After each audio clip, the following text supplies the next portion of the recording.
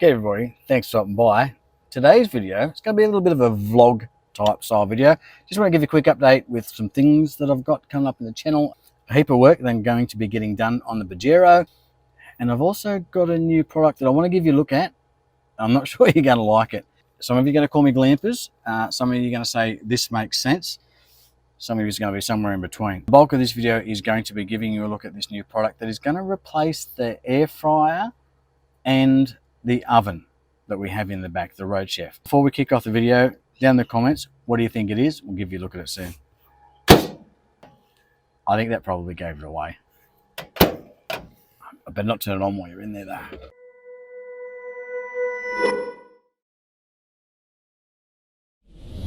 Today's video hopefully is going to be a relatively quick one. It's going to be a bit more of a vlog, if you will, rather than an instructional video or particularly informational. There's a few things that I'm going to be doing to the Pajero, which is going to end up being quite the project. One project's going to lead into another, which is going to lead into another, which is going to lead into another. So I might as well get a whole bunch of stuff done at once. I'm just going to give you a heads up on what's going on, and then I'm going to show you quickly something that you might be interested in. As you know, I like to be a little bit ahead of the game, or just a little bit different. I don't like doing the same sort of stuff. You know, when I first thought, oh, I'll throw the air fryer in the back of the Pajero, I thought that was great. I thought that was a little bit unique. And then now I'm watching videos and every man his dog's doing an air fryer. So I've come up with a slight twist to that, and that's going to be the product we'll have a quick look at today. I'm going to pull it out of the box, have a quick look at it, and I just want to get your thoughts down below and let me know what you think. Let's have the cat. And of course, old mate's down here as well. To give you an idea of what's going on with the Pajero, I was out full driving the other week over on a beach, which meant I had to air down. Using the compressor, I was airing back up, did all my tyres all good. One of the guys didn't have a compressor, so I helped him out by starting to air his up. It was quite hot, and the air hose let go on the back of the panel where the air compressor is mounted in the back of the Pajero. Good news was I got his done, was all good. Now means I need to pull that panel out and reseat that air hose. Whilst I've got that panel out, what I'm going to do is fit this new TJM Pro Series compressor. Just doing some tests on at the moment. We're also going to mount the 5-litre air tank. That's going to go on the bottom of the K-on rack.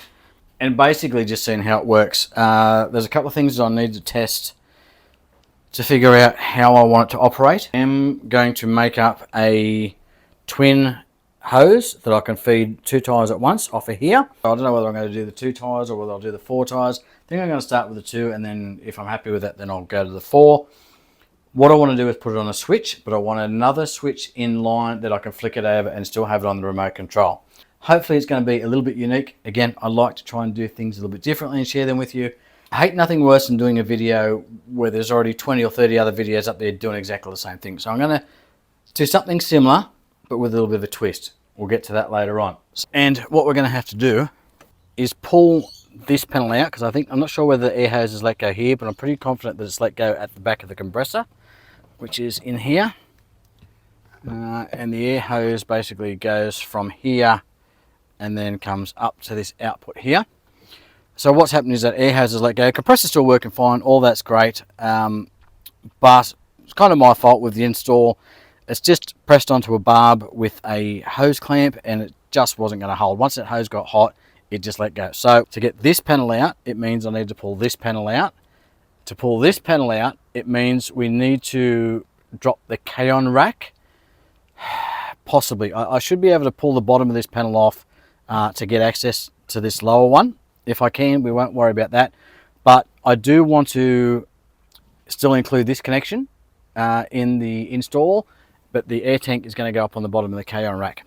So whilst we've got this out, what I'm going to do is put a whole new run of 0 gauge wire from the front to the back. I've got some more flexible stuff, and I'm going to run that from the front to the back. Probably won't bother you with that. Whilst I've got all of that out, I've also got 2 new solar controllers that I want to put in here. I've got a Victron, and I've also got a Renogy. So I'll do a bit of a comparison on those later on. I'm not sure which one I'm going to go with yet. Whilst I've got all that out, I'm going to fix these reversing lights that aren't working anymore. I didn't even notice I had a crack in that. So they filled up with water ages ago. They're no longer working. There's a relay in the back. So we're going to redo those whilst we've got that out, which means I need to pull this rear bash plate off to get to those. While we've got that off, I'm going to redo the Anderson plugs. I'm going to rewire a new solar controller in there. While I'm at it, I'm taking that water tank off the roof. I'm getting rid of that. So I'm going to tidy that up as well. And then we're going to get rid of this, which is kind of the purpose of showing you what I've got to replace it with in this video. So we'll get around to that in just a sec, because there's a couple of other things I want to quickly show you. Now, I also picked up 2 of these. This is just a mesh net that clicks onto your grab handles. Now, as you know, I've got the K-on rack, so that kind of buggers that, but I've got it hooked onto there and then over here. And this is awesome for when I'm sleeping in the back of the Pajero. I just throw stuff up. I think it was about 15 bucks. I was so impressed with this that I went out and ordered myself a second one, but I'll put a link down in the description where you can find these. We'll talk about that a little bit later on as well. And while I'm in the back of the Pajero, I'm looking to get that second set of lithium batteries in here. So it's going to basically give me about 560 amp hours of lithium in the back, thus the additional solar controller. So a whole heap of stuff going to be going on. So new compressor, air tank, new solar controller, fix these reversing lights here, tidy up the Anderson plugs, run the new wire from front to back, install this new thing that's going up here in place of that, and anything else I can think of whilst I'm in there. It's just, like I said, one project's going to lead to another. Sorry for just rambling, but just want to give you an understanding of what's coming up and what you can look forward to. And if you've got any suggestions on, and if there's anything that you want to see out of any of those things that I've just mentioned, or there's anything you want me to touch on, put it down in the comments, let me know, and I'll see if I can cover those things off in more detail, etc. Other things I need to cover in relation to the Pajero, which I haven't got to yet, this Uniden 4-pack of UHF, review of that coming up once I've had more time with those. I need to talk to you about the new turbo and the work that I've had done. So I've got a new turbo, got a tune, new intercooler, manifold clean, all that sort of stuff. So we'll talk about that a little bit later on. And then mid-November, start of November, we've got a 4-wheel drive trip coming up with Pajperformance. I had a quick chat with Steve when we did the one 12 months ago, and he talked to me about all his lift kits and stuff like that, and I just never got around to the video. I can't believe it's been 12 months. So what I'll promise to do this time is I'll get with Steve, we'll do a proper video. I tried the 3D cameras, and I've got to tell you, I haven't been real impressed with them. So I've gone back to the DJI stuff now. So I've gone to DJI, which is similar to GoPros, and I think I'll have more luck with those. So we'll cover off the lift kits and all the different things that Steve's got coming up, the new air boxes, the snorkels, the etc, etc, etc. So I'll put a link down to Pajperformance Facebook group if you want to join there and come and have a look. I've got some new recovery gear, so I've got a bunch of soft shackles that I want to have a look at, a recovery rope as well, so we might get a chance to test that out when we do the Pajperformance weekend away. Things that are going to be coming that are on test that you'll see in a few videos coming up. I got the Stanley camp kit, cook kit, that's coming up. I've got the Vengo Sizzle, which is an 800 watt induction cooker, mini induction cooker, so we'll be looking at that. Little 300 watt kettle that I picked up from Amazon, just something I want to give you a look at. I'm looking to lowering the wattage of some of the stuff that I've got. And I've also got a Jackery 1000 Pro on its way, which is being sent out to me for review, so we'll get a look at that. So anyway, that's just a whole bunch of stuff that's coming up. So if you just want to hang around for a sec, I'm going to go and grab this thing and we'll have a look at it together. I haven't pulled it out of the box. They didn't have any on display when I got there. I just been looking at a heap of reviews and I knew I wanted one because I think this is an interesting alternative. Now, while I go and get it, you have a think about what it is. Put down in the comments below what you think I've got. This is going to be something to replace the Road Chef. Now, you've seen that I had the other air fryer before. Now, I never got around to installing it. I've been using it. I've been using that little one probably more than anything. And I'll be interested to see what you think it is that I'm looking at replacing this with, pending testing. And I just want to see what you think it is. Down in the comments, put it on pause, come back in a sec.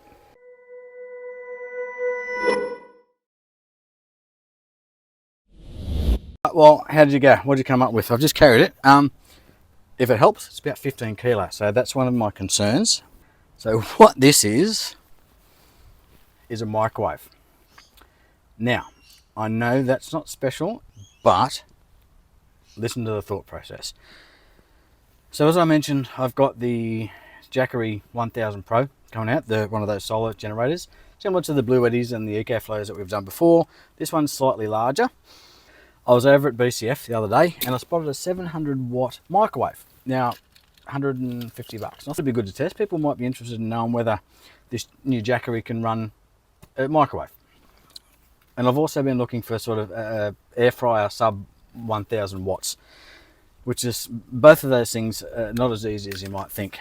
Microwaves are rated at 700 watts. That's their cooking power, not their power usage. 700 watt ones typically consume around about 1100 watts, which is over the 1000 watts, which we want for the Jackery. So whilst I was in that thought process, I thought, yeah, okay, little microwave for the back of the car for occasional use, something like that might be good. Might be good for just testing different products and so on and so on. So I went looking for cheap, 25 litre, relatively small microwaves, and I stumbled onto this Toshiba. Now this Toshiba is referred to as a 6-in-1. So it's a microwave / convection oven / air fryer. So all in one. I thought, well, you know what? I wasn't going to justify a microwave in the back of the Pajero, but I sure as shit can justify a microwave and an air fryer in the same box. So that's kind of how I got to where I'm at the moment. Now this one was 250 bucks. Oddly enough, this one come from Target. They were the only people that had it there. There's a number of different levels to these Toshiba ones, and other brands do them as well. Toshiba seems to have the most of them though. Went only partially down that rabbit hole, so you may know more than me when it comes to air fryer / microwaves. So it is relatively small. It's 20. I think it says it's 26 litres. It's about 1400, just under 1500 watts. We can adjust the power though as well. So I'm interested to see whether we can adjust that and bring that down at all. It says it's going to be around about 16 kilos, I think. So 100 watts output power. It also has grill and convection functions. It says 6-in-1 cooking. Look, I've seen a number of different videos on it, and every time I've watched a video, albeit that some of them were pretty poor, I've been reasonably impressed with this unit. And when I got there, it was the last one. So I snatched it up. Again, this is not going to be a review or anything. It's just literally showing you what I've got. I might quickly hook it up to the system and just turn it on and just see how much current it draws out of our 12 volt system. And I also need to figure out how I can mount it up to the top here because it has got a bit of weight in it. And I think that K-on rack's only limited to about 30 kilos. So anyway, now there was one thing I was concerned about. When I went and picked it up, there was some damage to the side of the box, which you can see here. So I took pictures of that inside the shop, just in case there's any damage to the product itself. I will admit it's a little bit bigger than I was hoping for.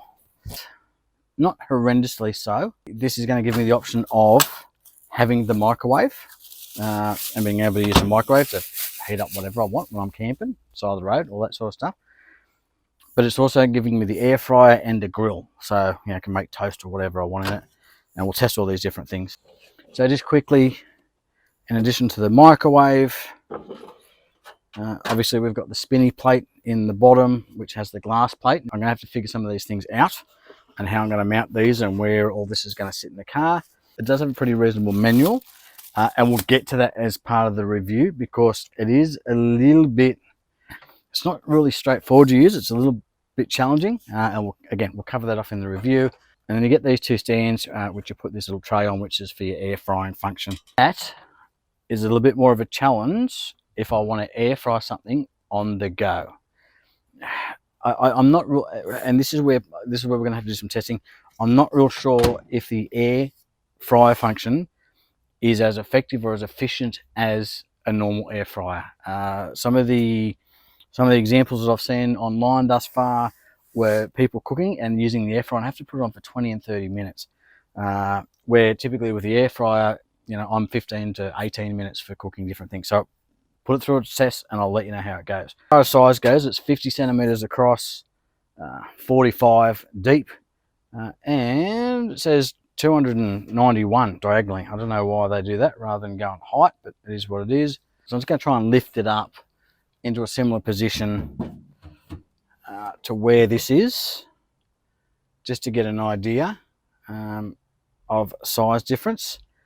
And it's going to be up there somewhere like that. I'm going to lose some sort of vision out the back, but it's going to be behind the driver, so that's not going to be terrible.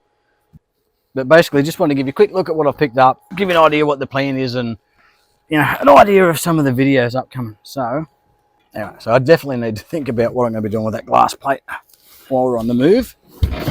Certainly while I'm forward driving. Okay, so that's it. Otherwise, you're going to be here all day and it's going to end up being just some massive review. So we're not going to do that now. I'm going to test it in the background, put in the forward drive, use it at home, all that sort of stuff, do some power testings, and then just generally see how it works before we do a review. Nothing shits me more than people do a review when they haven't had the product and haven't used the product. So we'll get some hands on, we'll come back to you and I'll let you know whether this has been a good $250 spend or not, and whether you need to go and see if you can find one. Jury's well out on this, so let me know what you think. Is a microwave / air fryer a good idea? Or you're going to call me a glamper and tell me I'm an idiot. But look, at the end of the day, I do it because I can, because I just want to try it and see if it works. And a little bit of convenience. Don't necessarily need it. But I'll be making the most of it once it's in there. So there you go. Again, if there's anything that I mentioned that we're going to be doing in the back of the Pajero coming up, let me know that as well. If there's anything you want me to focus on in particular on that.